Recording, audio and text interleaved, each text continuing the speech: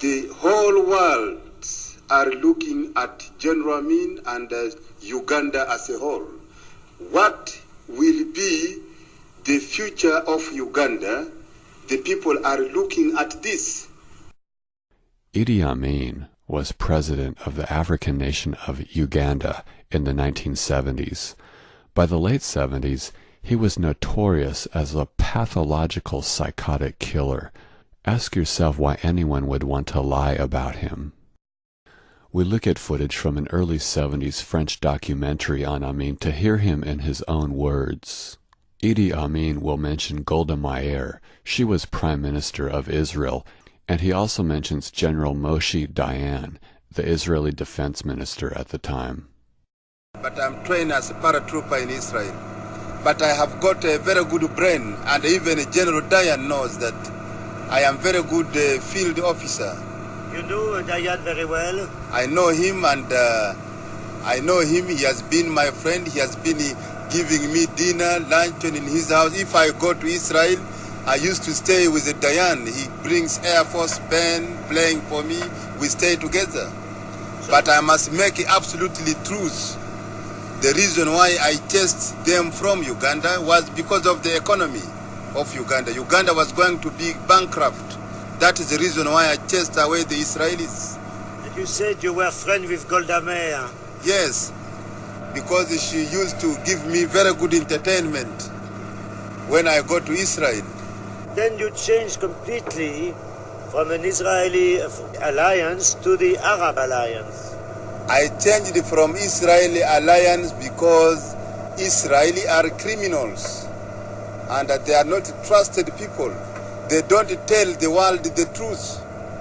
They were taken to Palestine as refugees, and then they changed Palestine to become a state of Israel by force of arms given to them by Americans and the British. I came so close to the Arab because Arab found that I am most influential leader in Africa, in the continent, and also I am a leader who speaks the truth. Did your Muslim religion take part into your choice of the Arabs? It is not because of the Muslim, because the people who broke relationship with Israel, they are not only Muslims, they are Christians, but they have seen the truth, and everybody listen for me.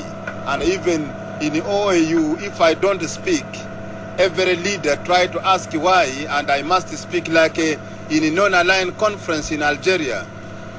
I was not feeling well, I did not speak, but 15 minutes before the conference closed, I was brought to come and give a speech.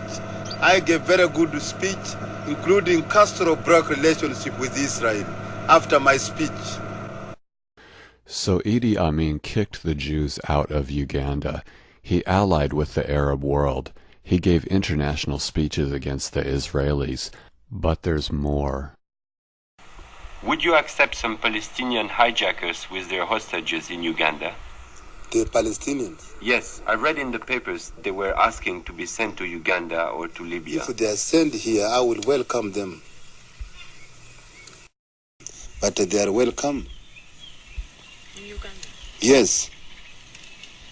If they want to come to Uganda, they are welcomed in Uganda. They have got a representative. Having expelled the Israelis, General Amin installed the Palestinians in the former Israeli embassy. But the people in some planes are innocent. But you must not go in the airplane which is belonging to Israelis, to Portuguese, to South Africa. If you use this airplane, then it is up to you. You must choose, because the airplane is booked in advance. Then in 1976, he let hijackers land a jet in his country in order to exchange the jet passengers with Palestinians in Israeli jails.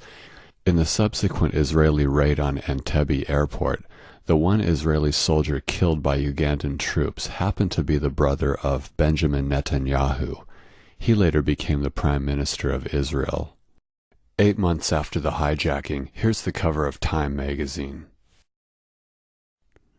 In the article we read, "The prevailing sense of horror is perhaps best described by the apocryphal tale of a freezer in Amin's house that contains the heads of his most distinguished victims, including the former Chief Justice.